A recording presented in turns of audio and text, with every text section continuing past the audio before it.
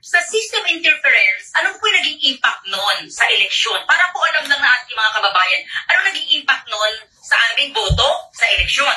Ang impact po noon ay wala nang tiwala ang taong bayan sa resulta ng eleksyon. Dapat po ay siniguridad ng COMELEC ang integrity ng software, ang integrity ng transmission, ang integrity ng lahat ng data. Lahat po yan ay binuwag nila. Maling software ang ginamit, nag-interfere sa transmission. Sapat na po ang pag-amin ni Chairman George Garcia na explicitly nag-interfere siya sa software, sa transmission at erasure ng data. Meron man siyang ginawang daya noong ginawa niya iyon, hindi na po yun mahalaga. Ang mahalaga po ay umamin siya na nag-interfere siya sa ating election systems na hindi naman dapat in themselves. Yan po ay krimen na mismo at dapat po siyang makulong.